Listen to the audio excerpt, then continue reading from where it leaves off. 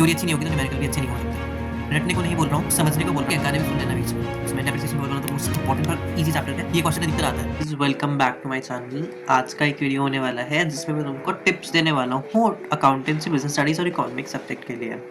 सो मैंने अपनी 11th commerce से करी है और मैंने भी ये तीनों सब्जेक्ट पढ़े हैं और मेरे को भी थोड़ा नॉलेज है इन सब्जेक्ट के बारे, मतलब नॉलेज है तो मैंने अच्छे से पढ़ा है इन सब्जेक्ट्स को। तो ये वीडियो ना 3 पार्ट में डिवाइडेड है। दिस इज द इंट्रोडक्शन 1, ये इंट्रोडक्शन वाला पार्ट है। उसके बाद अकाउंटेंसी का एक पार्ट होगा, एक स्लॉट बना रहेगा, फिर एक बिजनेस स्टडीज का स्लॉट बनेगा, फिर एक इकोनॉमिक्स का स्लॉट बनेगा, ठीक है। और लास्ट में एक छोटा स्लॉट इंग्लिश का भी मैं हो सकता है बना दूं, ठीक है। तो सब कुछ मैं तुमको बताऊंगा कैसे करना है। तो लेट्स गेट स्टार्ट। तो सबसे पहला सब्जेक्ट जो हमारे कॉमर्स के उसमें आता है, मतलब स्ट्रीम में आता है, वो आता है हमारा अकाउंटेंसी। अकाउंटेंसी सच में बहुत इजी सब्जेक्ट है, 11th के लिए, 12th के लिए भी इजी है। इंटरेस्ट लेके पढ़ोगे तो सबसे पहला पॉइंट मेरा होगा कि भाई तुम इंटरेस्ट लेके पढ़ना, जो भी पढ़ोगे। अकाउंट्स पढ़ रहे हो, पूरा इंटरेस्ट लेना उस सब्जेक्ट में। अगर तुमने कॉमर्स लिया तो भाई ये सोच के लो कि मैंने इंटरेस्ट की वजह से लिया है, ऑप्शन नहीं था मेरे पास, इंटरेस्ट था मेरा कॉमर्स लेने का।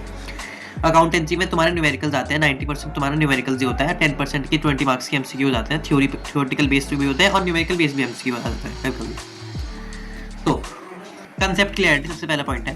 कंसेप्ट क्लियरिटी अच्छे से होनी चाहिए, तुम्हारा कंसेप्ट अच्छे से क्लियर होना चाहिए अकाउंट्स में, तभी जाके क्वेश्चंस बन पाएंगे, नहीं तो क्वेश्चंस नहीं बन पाएगा, कंसेप्ट अच्छा ही नहीं है। तो कुछ लोग क्या करते हैं कि मेरा न्यूमेरिकल अच्छा है, थ्योरी अच्छा नहीं है। अब वो चीज़ नहीं चलने वाली।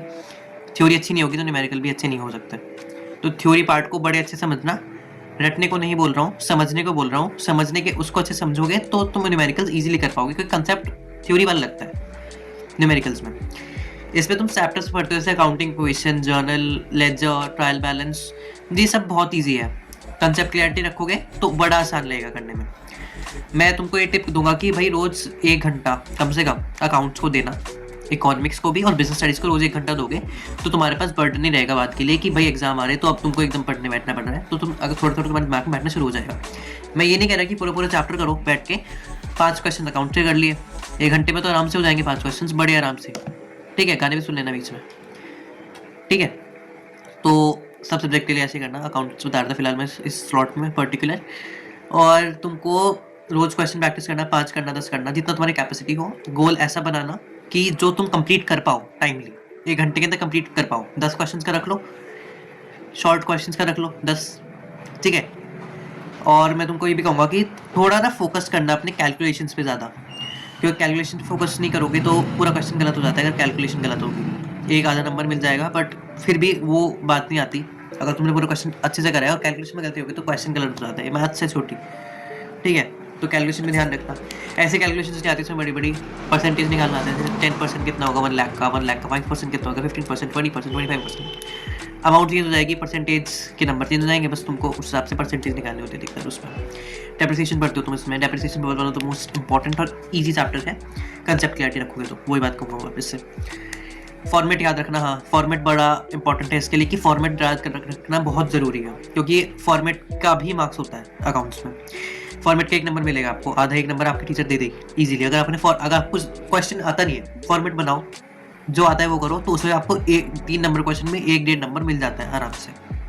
ये उनके लिए जो बाई चांस इमरजेंसी केस वाली चीज़ें हैं, ठीक है। पर फॉर्मेट तुमको याद रखना है। डेबिट, जैसे कि मैं तुमको जर्नल का फॉर्मेट बताता हूँ, डेट पर्टिकुलर, डेबिट क्रेडिट, तो ये तुमको याद रखना है। डेट पर्टिकुलर, डेबिट क्रेडिट, ये लिखना होता है पूरा फॉर्मेट में। ये 11th के लिए इतना ही काफ़ी है अकाउंट्स के लिए। सो अब नेक्स्ट स्लॉट पे चलते हैं।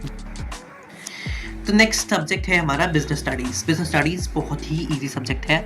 अब इसमें बच्चों को दिक्कत क्या आती है, फीचर्स, कैरेक्टरिस्टिक्स सब कुछ सिमिलर दिखते हैं, तो याद करने में आसानी, मेरे हिसाब से तो इसको आसानी बोलते हैं। लोगों को लगता है कि फीचर्स कैरेक्टरिस्टिक्स सेम है तो हम कंफ्यूज हो जाते हैं, पर ऐसा नहीं है। बिजनेस स्टडीज़ को अगर समझ के पढ़ोगे तो कैरेक्टरिस्टिक्स और फीचर्स अपने आप से बना के लिख दोगे। तो बिजनेस स्टडीज़ के लिए मैं कुछ ऐसा नहीं बोलना चाहूँगा कि बहुत हार्ड है, बहुत ही सब्जेक्ट है, थियोरेटिकल है, थोड़ा सा याद करना पड़ता है थोड़ा सा। बस मैं तुमको बोलूँगा निमोनिक्स बना के याद करना चीज़ें, तो एग्ज़ाम के टाइम पे बड़े हेल्पफुल रहता है ये।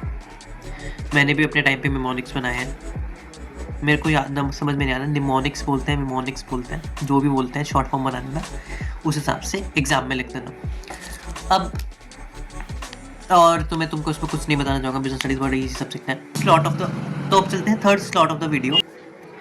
सो इकोनॉमिक्स एक सब्जेक्ट है बहुत अच्छा सब्जेक्ट, इंटरेस्टिंग सब्जेक्ट है। 2 पार्ट में डिवाइडेड है ये, माइक्रो इकोनॉमिक्स और स्टैटिस्टिक्स। पहले के टाइम पे इंडियन इकोनॉमिक्स और मैक्रो इकोनॉमिक्स साथ में पढ़ते थे आई गेस, बट अब माइक्रो इकोनॉमिक्स और स्टैटिस्टिक्स साथ में पढ़ते हैं।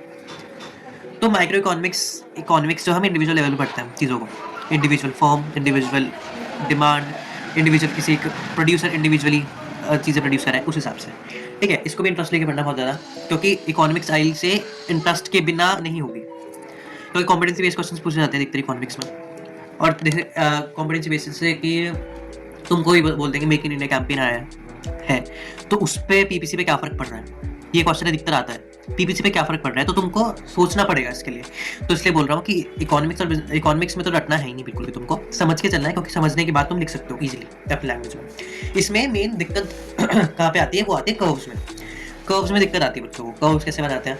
तो मेरे को दिक्कत नहीं आई थी कर्व्स में, सच बोलूँ तो मेरे को बड़ा इंटरेस्टिंग लगता था कर्व्स बनाना। तो इसमें कैलकुलेशन का तो कोई रोल नहीं है, छोटी बहुत न्यूमेरिकल्स आते हैं इसमें, अधिकतर बात थ्योरी का ही रहता है इसमें बस। और स्टैटिस्टिक्स मेन है, स्टैटिस्टिक्स में फार्मूला याद रखना बहुत ज़रूरी है। फार्मूला मेरी गलती इकोनॉमिक्स के पेपर में 11th में ये थी कि मैंने प्रैक्टिस अच्छे से नहीं करी थी स्टैटिस्टिक्स के क्वेश्चंस, और फार्मूला भूल गया था मैं जाके एग्जाम में, तो इस वजह से मेरे मार्क्स कटे थे।